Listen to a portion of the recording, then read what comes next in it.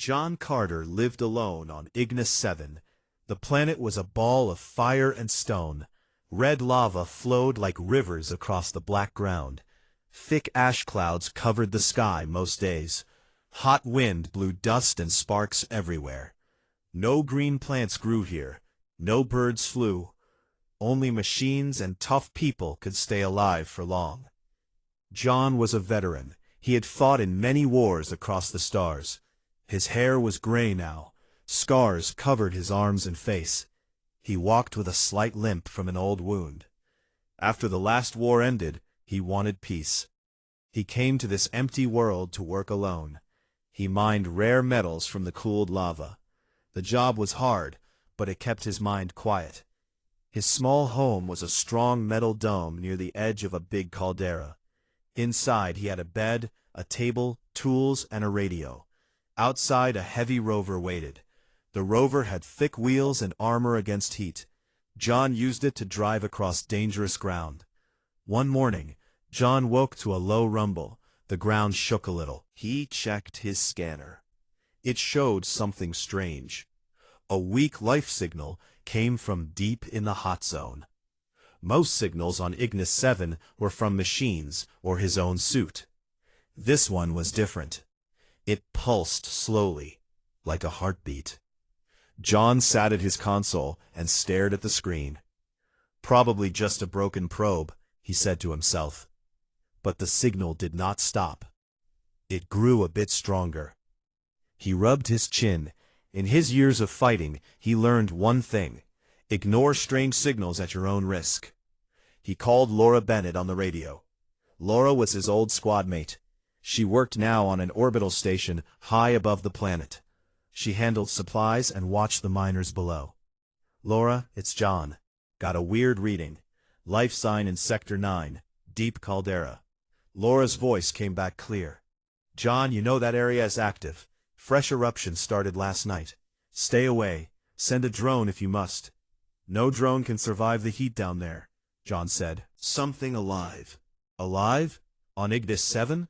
Nothing lives there except you and the bugs in your coffee maker." John gave a small laugh. "Maybe, but I'm going to check." "John, don't. Your suit is old. One bad crack and you're cooked." "I'll be careful. Out." He turned off the radio before she could argue more. John stood up.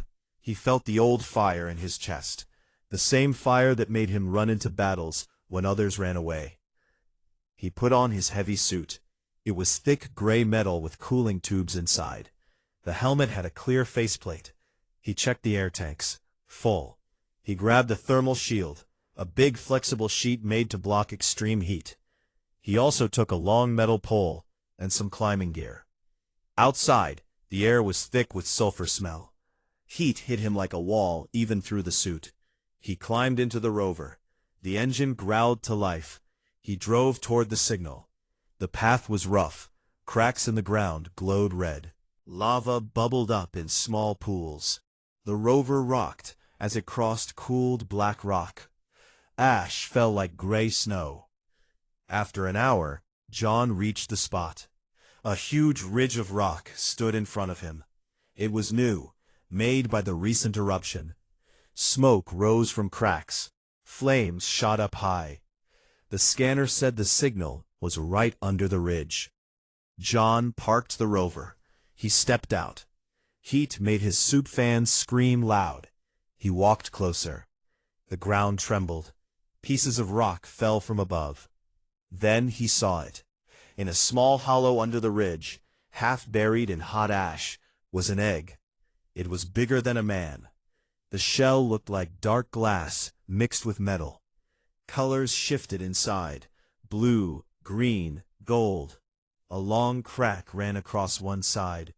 Through the crack, a soft inner light glowed. John froze. He knew the old stories. Everyone in the galaxy knew them. The Drakari, giant beings like dragons from ancient Earth tales. They shaped stars and worlds long ago. Then they vanished. Most people said they were gone forever, extinct. But here was an egg, alive, pulsing. Another rumble came. The ridge cracked more. Lava poured down the side. Flames roared higher. The egg rocked in the heat. John's mind raced. If he left, the egg would burn, no question. If he stayed, he might die too. His suit alarms already beeped. Temperature too high. He took a deep breath. Not today, he muttered. He ran forward.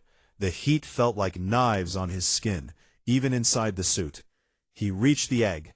Up close, it was warm, not burning. He wrapped the thermal shield around it. The shield hissed as it touched hot rock. John pushed with all his strength. The egg moved a little. He got under it, lifted with his legs. It was heavy, very heavy. His muscles burned. He tied the shield tight with straps from his gear. Then he hoisted the egg onto his back, like a big pack. The weight pushed him down, but he stood. The ridge groaned. A big chunk broke free. Lava rushed toward him. John turned and ran. Each step was hard. The egg bounced on his back. Heat pressed from all sides. Flames licked the shield. His suit sparked. Warnings flashed red in his helmet. Critical heat, structural damage. He slipped once. His knee hit rock. Pain shot through his leg. He got up fast. Lava flowed closer. Behind him the whole ridge started to collapse. Rocks fell like bombs. Fire roared loud enough to shake his bones. John kept running. His breath came in gasps. The rover was still far. He pushed harder. At last, he reached cooler ground. The rover sat waiting. He dropped to his knees. The egg slid off his back gently. He opened the rover door and pushed the egg inside. Then he climbed in and shut the door. The rover's cooling system kicked on. Cold air washed over him. John pulled off his helmet. Sweat poured down his face. His hands shook. He looked at the egg. The crack was bigger now, but the inner light still glowed steady. It was safe for now. John started the engine. He drove back toward his dome. The caldera behind him exploded in fire. The sky turned bright red. Laura's voice crackled on the radio. "John, your vitals are crazy. What happened?" He smiled weakly. "Found something. Big. Tell you later." John drove the rover slowly back to his dome. The egg sat strapped in the back seat. It rocked gently with every bump. The glow inside the crack looked steady now. John kept one eye on the road and one on the egg. His suit was still hot. Smoke rose from burned patches on the armor. His leg hurt where he had fallen, but he ignored it. The dome came into view after another hour. It was a round metal building half buried in black ash. Solar panels stuck out on top. A small airlock door waited. John parked the rover close. He opened the back and carefully lifted the egg again. It felt even heavier now. He carried it through the airlock and into the main room. Inside, the air was cool and clean. John set the egg on the floor near the heater unit. He took off his suit piece by piece. The helmet first, then the chest plate. Sweat soaked his shirt. He sat on the bed and stared at the egg for a long time. "What are you?" he whispered. But the light inside pulsed faster, like it heard him. John stood up. He needed to keep it safe. He dragged an old mining crate over and lined it with thick blankets and metal sheets. Then he moved some heating coils from his tools. He set them around the crate to make a warm nest. Not too hot, just warm like a sunny day. He plugged everything in. The coils glowed soft orange. He sat on the floor next to the crate. His body ached. He drank water from a bottle. Then he waited.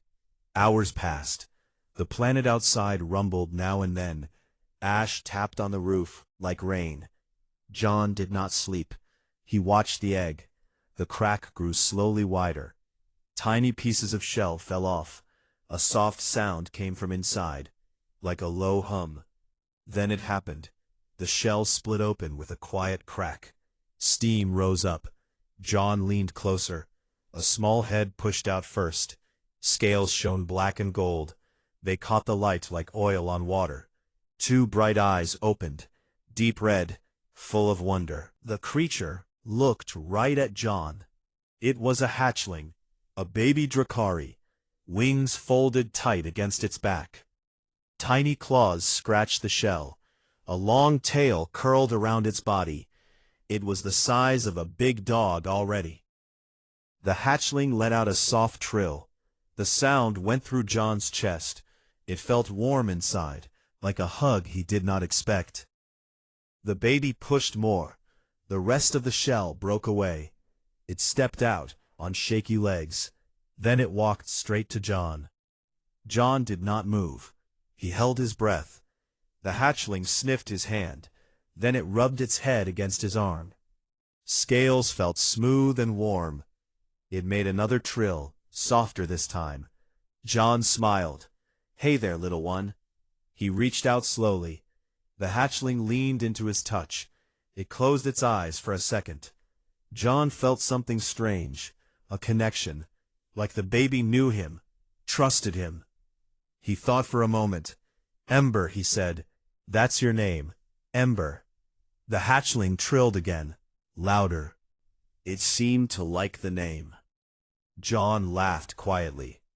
He stood up and found some old meat packs from his food supply. He cut one open and held out a piece. Ember sniffed it, then snapped it up fast. It chewed with small, sharp teeth. Then it looked for more. John gave it another piece. "Easy now. Don't eat the table." Ember ate 3 more pieces. Then it curled up against John's leg. Its wings opened a little. They were thin and shiny. John touched one carefully. The membrane felt like strong silk. He sat there for hours. Ember slept. Its breathing was slow and steady. John watched it. He thought about the old stories. Drakari were supposed to be gone. Myths. But here one was. Alive. Because of him. The radio buzzed. Laura's voice came through. "John, you there? Your suit telemetry went dead an hour ago. What happened out there?" John picked up the mic. He spoke low so he would not wake Ember. "Laura, I'm okay. Found something big. Really big." "Big how? You sound strange." John looked at the sleeping hatchling. "It's a Drakari egg. Was an egg. Now it's not." Silence on the radio. Then Laura laughed. "You're joking, right?" "No joke. It's here, hatched. Looks at me like I'm its mom." Another pause. "John, that's impossible. Scientists say Drakari can't." "They were wrong. It's real. Small now, but growing fast. Already knows my voice." Laura's tone changed. Serious. "Okay, don't tell anyone yet. I'll check some old files. See what the Concord says about Drakari births. Keep it safe, and John, be careful. If word gets out, people will come." "I know. Send me a scan if you can. Quiet channel." John set up a small scanner. He pointed it at Ember. The device hummed. Data went to Laura. He turned off the radio. Ember stirred. It opened one eye and looked up at him. John patted its head. "We're in this together now, kid." Ember grew every hour. On the first day, it was the size of a large dog. By the second, it reached John's waist. Wings stretched wider. They flapped sometimes, knocking tools off the table. John laughed and picked them up. Ember learned quick. John said sit, and it sat. He said stay, and it stayed, mostly. When John worked on his suit repairs, Ember watched. It followed him around the dome like a shadow. One evening, Ember made a new sound, a deep rumble from its chest. Fire sparked at its mouth. Just a tiny blue flame. It licked the air, surprised. John stared. "You got fire already? That's fast." He found an empty metal can. He set it on the floor. "Try that." Ember looked at the can. It opened its mouth. A small stream of blue plasma shot out. The can melted in seconds. Smoke rose up. John whistled. "Good shot, but let's not burn the house down." He made rules. No fire inside, no eating cables. No flying yet. Wings were still too small. Ember listened, mostly. John fixed his rover outside. Ember came with him. It stayed close. When wind blew hot ash, Ember spread its wings to shield John. The ash bounced off the scales. John felt strange. He had fought wars, killed enemies, lost friends. Now he had this small dragon following him, protecting him. It made him feel needed again. Laura called every day. She said supplies on a drone drop, more food, bigger blankets, metal plates for Ember to chew. She also sent warnings. Scans are spreading, John. Some Xeno groups picked up the data. They think it's a hoax. Others think it's real. Concord is watching. Let them watch, John said. I'm not giving it up. Ember grew to the size of a horse by the end of the week. Its tail was long now. It coiled around John's legs when he sat. At night, it slept next to the bed, head on its paws. One night, John woke to a low hum. Ember stood at the window. Its eyes glowed. It stared at the dark sky. John got up. What is it? Ember trilled softly. It pressed against the glass. Outside, stars shone through the ash clouds. John put a hand on its back. You missed something? Ember looked at him. For the first time, John felt a thought. Not words, but a feeling. Like Ember was saying thank you. And also, waiting. John nodded. I know. We're not done yet. He looked out at the burning world. Somewhere out there, the galaxy was starting to notice. Ships would come. Questions. Maybe danger. But right now, in the small dome, a veteran and a dragon sat together. Quiet. Safe. For a little while longer. John woke to the sound of engines in the sky. It was early. The ash clouds were thin that morning. Red light from the lava fields came through the small window. Ember slept near the door. Its big body rose and fell with slow breaths. Wings covered its sides like a blanket. John sat up fast. He grabbed his old binoculars. He looked outside.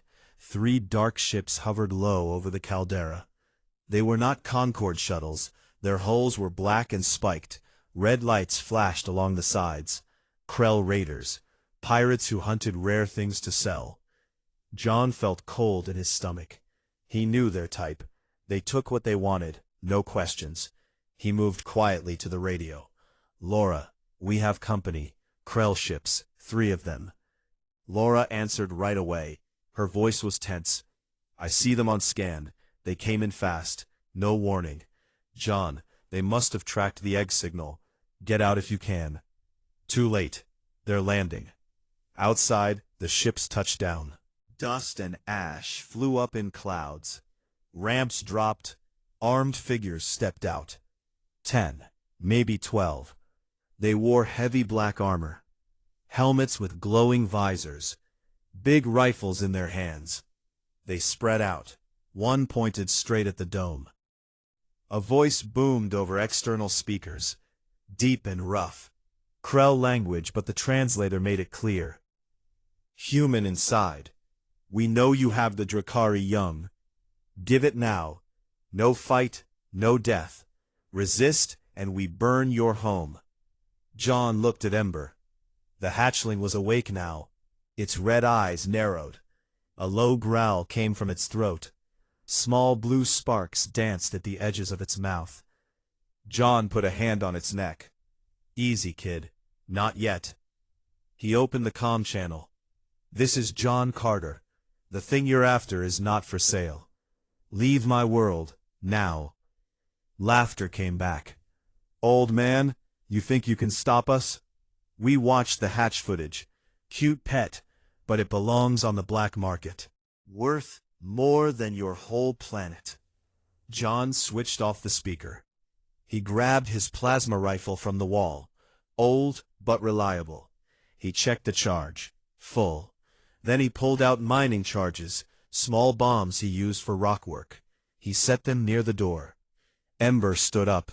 It was taller than John now, wings half open, tail flicked back and forth. John looked at it. If things go bad, you run. Understand? Fly if you have to.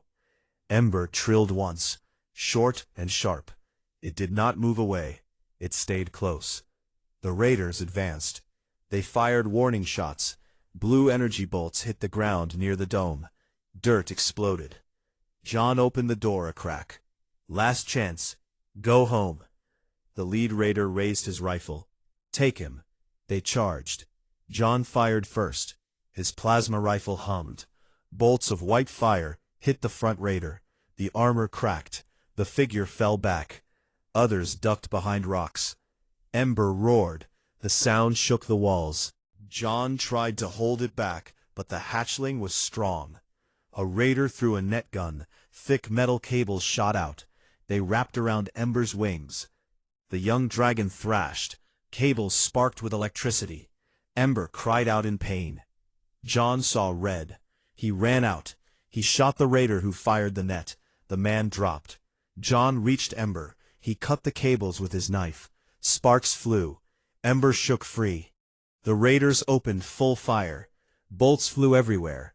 One hit John's shoulder. Pain burned through him. He fell to one knee. Blood soaked his shirt. Ember saw it. The hatchling turned. Its eyes glowed bright. It opened its mouth wide. Blue plasma burst out. Not small anymore. A wide stream of fire. It hit two raiders. Their armor melted. They screamed and fell. The others backed up. It's armed. Fall back. John stood up. His arm hung limp. He fired again. Hit another. The raiders ran to their ships. But one stayed. He aimed a big launcher at Ember. If I can't have it, no one can. John threw himself in front. The missile launched. It flew straight at them.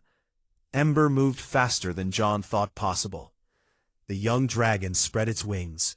It jumped in front. The missile hit its side. Explosion lit the sky. Heat wave knocked John down. Smoke filled the air.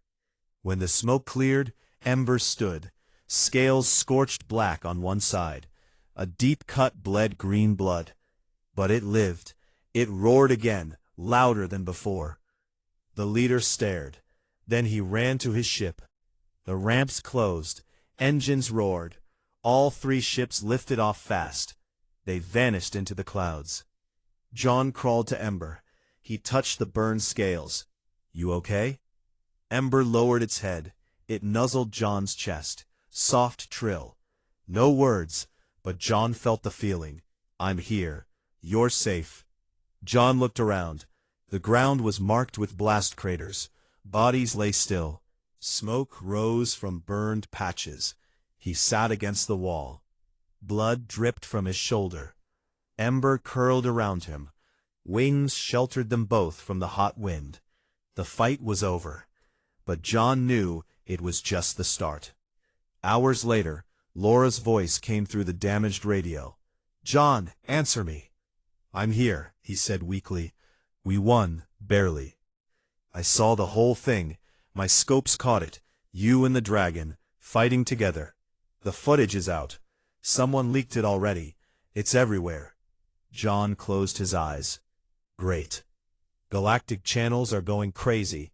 Humans are proud. Other species, scared. They say a Drakari is back, and it's with a human. The Concord wants answers. Krell are furious. They lost men.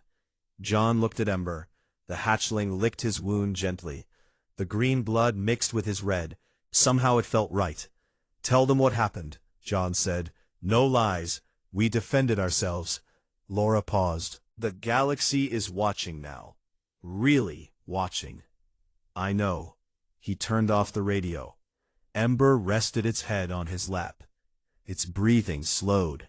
Calm returned. Outside, the lava kept flowing.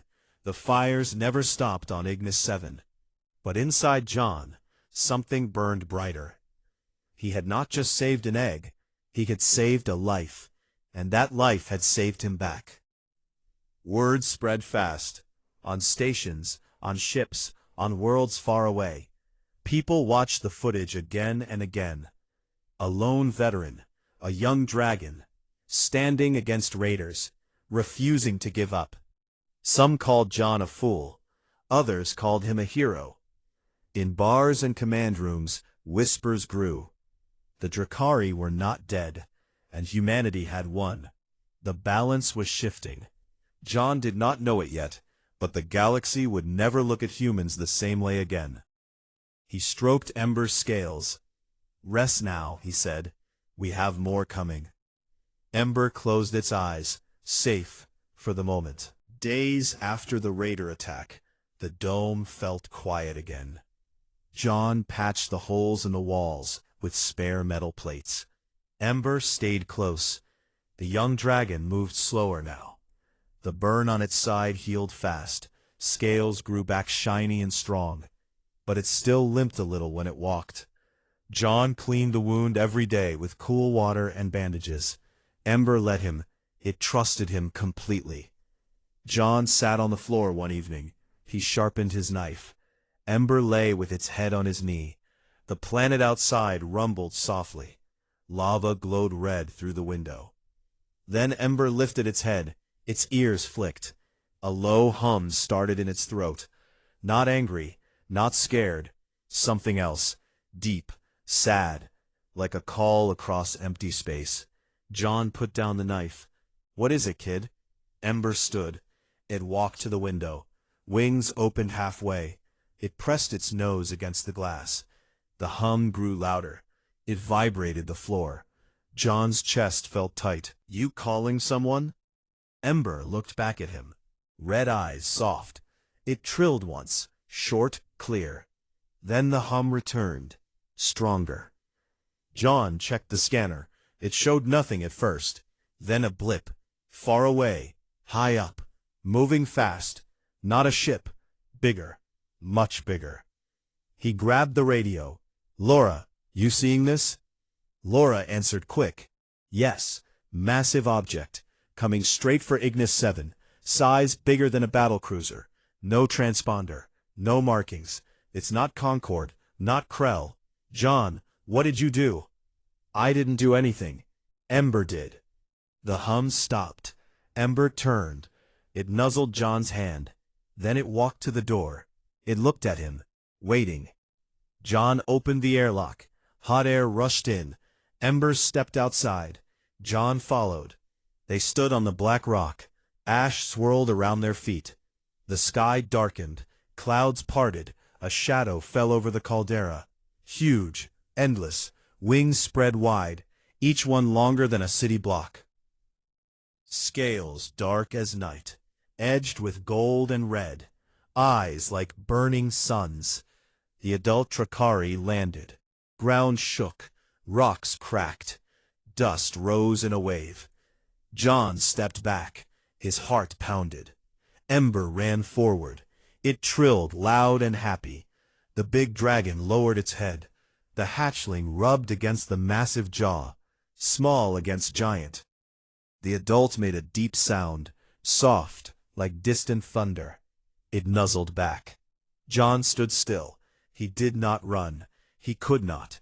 His legs felt heavy. The big dragon turned its eyes to him. They locked on his face. John felt it. Inside his mind. Not words at first, just feelings. Warmth, gratitude, curiosity. Then words came. Clear, calm, female voice in his head.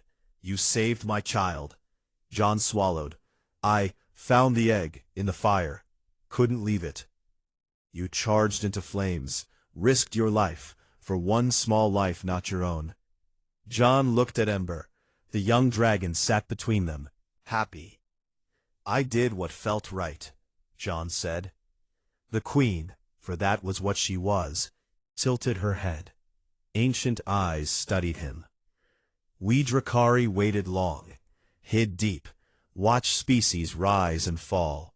We sought one worthy, one that would protect the weak, not use power for gain, not fear the different. Your kind, humans, many said you were reckless, violent. But you showed something else, stubborn care. You ran into death for my last egg. John felt heat in his face. I'm no hero, just an old soldier who couldn't walk away. You are more than you think. Ember trilled. It bumped John's leg. The Queen watched. My child chose you, bonded to you. That bond is rare. It means trust. It means family. John looked up at her. What now? The Queen spread one wing. It sheltered them from falling ash. I offer choice. Return my child to me. She will be safe. She will grow among our hidden places. Or let her stay. Let her bridge our kinds, humans and Drakari, together. John's throat felt tight. He looked at Ember. The young dragon met his eyes.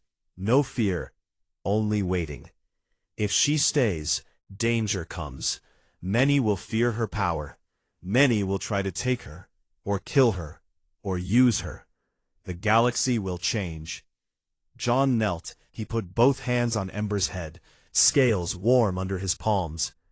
I didn't save her to give her up, he said, but I won't keep her if she wants to go. Ember pushed against him, hard, a soft growl, protective. The Queen rumbled. Laughter, maybe? She has chosen. She stays with you. John stood. He looked up at the giant dragon. Then we face it together, all three of us. The Queen lowered her head again, closer this time. Her breath was hot, but not burning, like a warm wind. Then hear this. I give my word, my protection, to you, to your people. In return, we share what we know, old knowledge, stars, worlds, power long forgotten. But first, sanctuary. On this fire world, we rebuild, we grow. John nodded slow. Sanctuary, alliance, sounds fair. The Queen rose, wings beat once, wind rushed. She lifted into the sky, slow circles above the caldera. Then she spoke again, in his mind, and somehow louder, like it echoed across the planet. The Drakari returned, not to rule, not to conquer, to stand with those who stood for us. She flew higher, disappeared into the clouds. Ember pressed against John's side, wings half spread, proud. John looked at the sky, then at the young dragon. Guess we're not alone anymore. He walked back to the dome. Ember followed. Inside, he sat heavy on the bed. His shoulders still hurt from the fight. His mind raced. Laura called, voice shaking. John, I saw it. The big one. The Queen. The whole station saw. Scans show her. Real. Alive. And she spoke? Yeah, John said. She spoke to me. What did she say? The dragon curled up near the heater, eyes half closed, content. She said thank you, and she offered a deal. Protection for alliance. Laura was quiet a long time. Then she whispered, the Concord is in panic. Fleets moving, species talking. Everyone knows now. John rubbed his face. Let 'em talk. We did what we did. He turned off the radio. Night came. Outside the lava glowed. The Queen circled high above, a guardian shadow. Inside, Ember slept. John sat awake. He thought about wars, about loss, about one egg in the fire. He had not planned this. He had not asked for it. But he would not run from it. The galaxy had changed in one act. A veteran, a charge into flames, a life saved. Now the stars would answer. John leaned back. He closed his eyes. Tomorrow would bring more. Ships, questions, maybe war. But tonight, a dragon slept at his feet, and high above, a queen watched over them both. For the first time in many years, John felt no fear. The next morning started with silence. No rumbles from the ground, no ash falling thick. Even the lava seemed quieter. John stepped outside the dome. Ember followed right behind. The young dragon stretched its wings in the red light. The queen circled high above. Her shadow moved slow across the black rock. John looked up. He raised one hand. The queen dipped lower. She landed again, not as hard this time. Gentle, her wings folded. She lowered her head close to John. The voice came in his mind again. Calm, strong. It is time. The galaxy must hear. John nodded. How? I will speak. To all who listen. You will stand with me. Ember too. John felt his stomach twist. He was no speaker, no leader, just a tired veteran who liked quiet. But he looked at Ember. The dragon met his eyes. Steady, ready. Okay, John said, let's do it. The queen lifted her head. She opened her mouth. A deep sound rolled out. Not loud at first. It grew. It went through air and rock and space. Low-frequency waves. Old Drakari way. Every scanner, every radio, every screen in the galaxy picked it up. On stations, on ships, on worlds. The sound came. Then words followed. Clear in every language. This is the Queen of the Drakari. We return, not as enemies, not as rulers. We return because one human showed us worth. He saved my last child from fire. Risked all, asked nothing. Because of him, we offer alliance. To humans first, then to any who seek peace.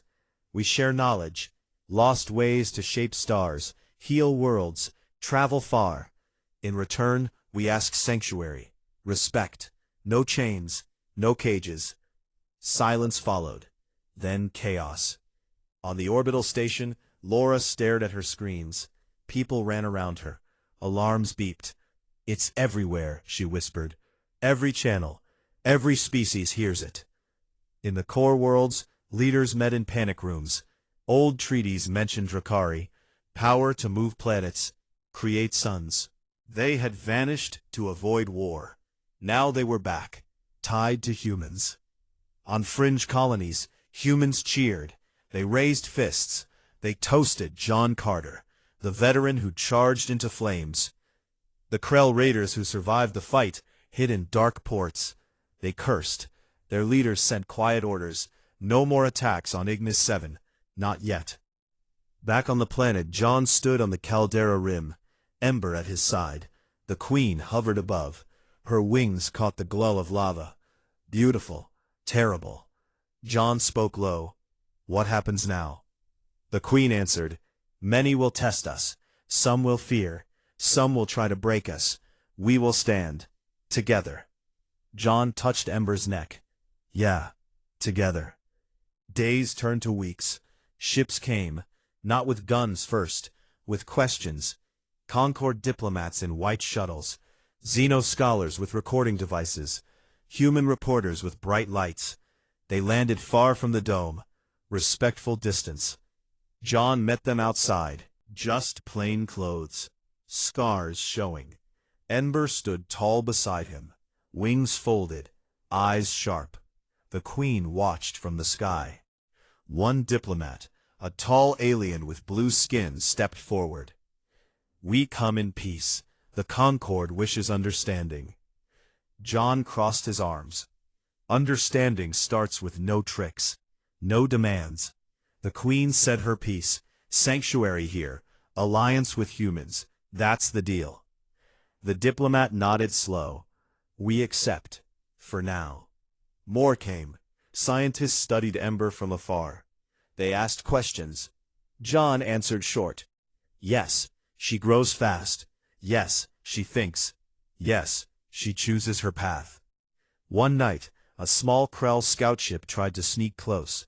Stealth mode, quiet engines. They wanted data or revenge. Ember felt them first. She growled, blue sparks at her mouth. The queen dove from the clouds. One pass, wings beat once, wind like a storm. The scout ship spun, engines failed. It crashed soft into ash. Just broken. The crew crawled out, scared. The queen landed near them. She did not speak, just stared. They ran back to their broken ship. Never came again. Word spread more. The Drakari protected their own, humans too. John trained with Ember, simple things, fly short distances, control fire, land soft. She learned quick. One day she lifted John on her back, wings strong now. They flew low over lava rivers, wind in his face. Ember trilled happy. John laughed loud. First time in years. Laura visited once. Shuttle landed. She stepped out, hugged John tight. "You crazy old man, look what you started." John smiled.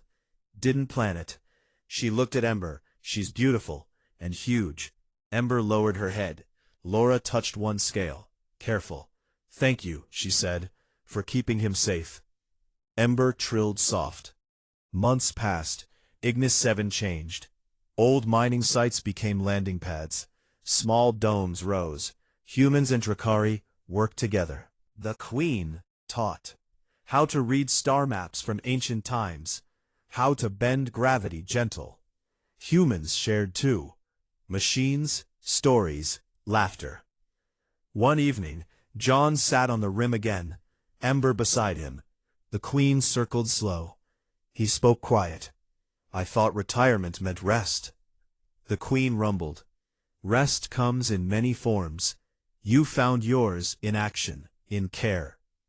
John looked at the stars, bright through thin clouds. "Guess so." Ember nudged him. Tail curled around his legs, warm. Far away, the galaxy shifted. Old enemies paused wars. New talks started. Humans stood taller, not because they were strongest, but because one of them ran into fire for an egg. In bars across worlds, people told the story. Different versions, but always the same end. A veteran, a dragon, a bond, a change. John stood up. He patted Ember's side. "Come on, let's fly." Ember spread wings. John climbed on. They lifted. Wind rushed. The Queen joined them. 3 shadows against red sky. Below, lava flowed. Above, stars waited. John looked down at his world, his new family. He smiled. Retirement was over, but life, real life, had just begun.